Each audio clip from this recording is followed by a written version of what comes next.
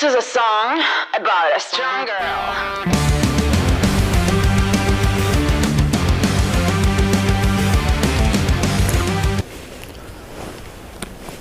안녕하세요 여러분, 다이앤쿡TV입니다. 오늘은 우리 토레스, 쌍용 토레스 헤드램프 관련해 가지고 저번에 헤드램프 커버를 제가 장착을 해 가지고 영상을 올렸었습니다. 그런데 쌍용 측에서 왜 이걸 못할까, 이런 커버 하나 제작을 못할까, 이런 생각을 좀 했습니다. 그래서 제가 관련된 법령, 자동차를 만들 때 그런 법령들, 그런 거를 좀 찾아보면서 국토부 산하에 있는 그런 기관들의 질의도 좀 받아보고 전화를 여러 군데 했습니다. 그리고 튜닝 관련된 업체도 통화를 하고 안전의 기준이 되는 그런 기관에서도 전화 통화를 했습니다. 그리고 제가 이렇게 법령을 찾아보니까 쌍용 자동차, 현대 자동차 뭐 할 거 없이 자동차 업체들은 모두 법령의 인증을, 기관의 인증을 받는 게 아니라 자동차 업체들은 자동차를 신차를 만들거나 할 때 그런 자동차 법령에 의해서 자동차를 만들 거 아니에요.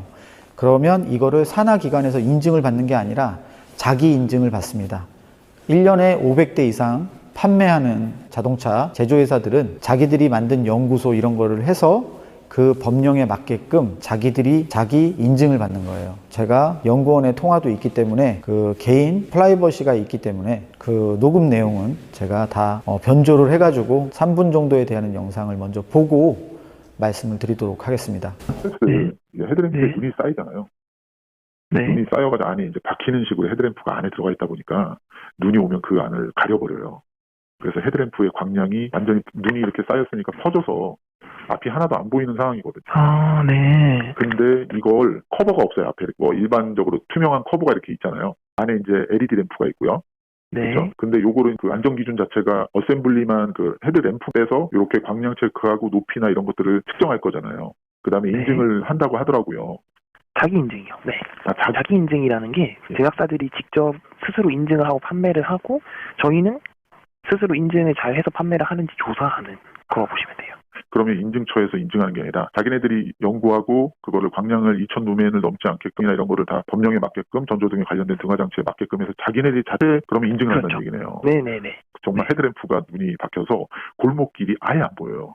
네, 인터넷으로 말씀하시는 거를 찾아보는데 뭔지 알겠네요. 그래서 바로 그냥 토레스 치니까 전조등이 뜨고 여기 뭐 블로그도 올라와 있고 눈이 아예 들어가는구나 이렇게.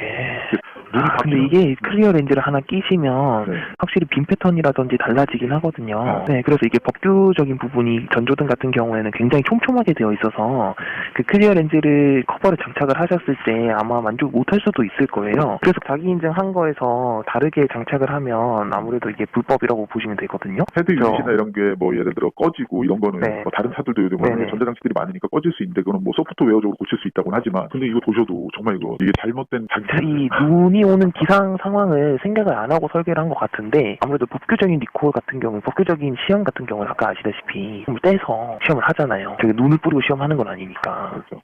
그래서 저희가 법규적으로 어떻게 해드릴 수 있는 상황은 없을 것 같아요. 말씀하시는데 선생님께서는 좀 잘 아시는 것 같아서 제가 또 상세히 설명을 드리면 이게 그렇게 해서 저희가 잘 팔리는 차량에 대해서 자기인증 적합 조사라는 걸 해요. 네, 그래서 법규적인 리콜 같은 경우에는 저희가 직접 조사를 해서 리콜을 시키는 경우가 많고요.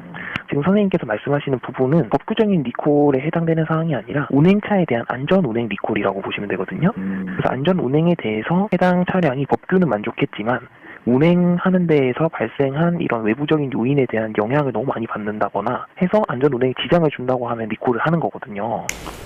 자, 이렇게 음성을 들은 것처럼 빔 패턴이 틀려지면 그것 때문에 부합할 수 없기 때문에 불법이라고 하는 거예요. 그래서 이거는 법 규정에는 리콜의 대상이 아니에요. 그래서 산하관계부서에서도 이걸로는 뭐 리콜을 해라 할 수 없는 거예요. 저희가 리콜을 할 수 있는 방법은 차량을 운전했을 때 안전 운행에 관한 리콜의 사항이에요. 이 차를 운행을 했는데 정말 안전 운행에 이거는 위험하다, 이거를 증명을 해서 저희가 리콜 센터에다 결함 신고를 해야지만 그런 걸 다 취합을 해서 어느 정도 좀 많아지면, 똑같은 사항이 많아지면 이걸 가지고 리콜 센터 위에 산하부처에서 리콜 명령을 때리던가 이런 식으로 하는 거예요. 안전운행에 관련해서 이거는 문제가 있다 이렇게 판단을 해서 리콜 리콜을 시행을 하게끔 차량 회사에다가 리콜 명령을 내리는데, 자, 그러면 리콜 센터에 있는 제가 그런 결함 신고에 대한 글들을 봤는데,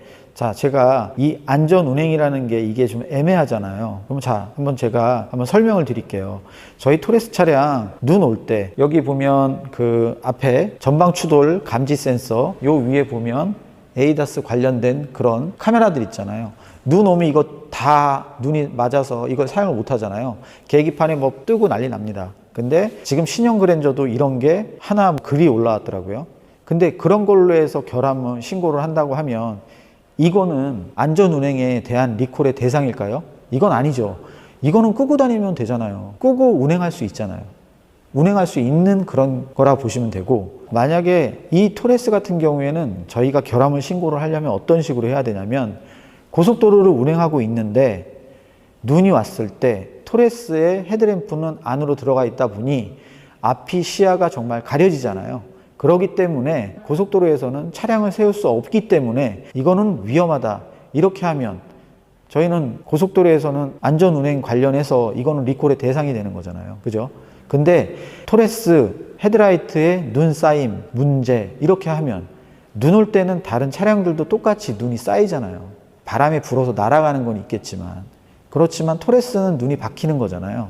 그렇게 간단하게 쓰면 리콜 센터에서 그거를 이렇게 다 모니터링 하잖아요. 모니터링 하는 분들은 뭐 눈 쌓이면은 헤드램프 이렇게 닦으면 되지, 그리고 헤드램프를 닦고 나서 운행해야 함, 이런 것도 있어요.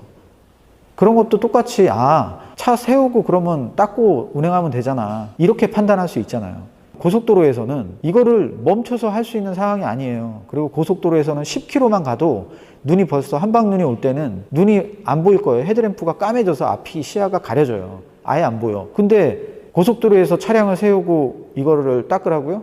그건 아니잖아요. 엄청 위험하죠. 사고 유발할 수 있잖아요. 그렇기 때문에 고속도로 운행 시 헤드라이트의 특성상 눈이 쌓여서 앞을 시야를 확보하지 못하기 때문에 위험성이 있다. 이런 식으로 리콜 신고를 하셔야지만 이게 받아들여질지 몰라요. 근데 그것도 많은 사람의 수가 이런 똑같은 결함 신고를 해야지만 그걸로 부합이 되면 그걸 가지고 리콜 센터 위에 산하기관에서 이거를 심의를 해서 너네 리콜해, 이렇게 되는 거예요.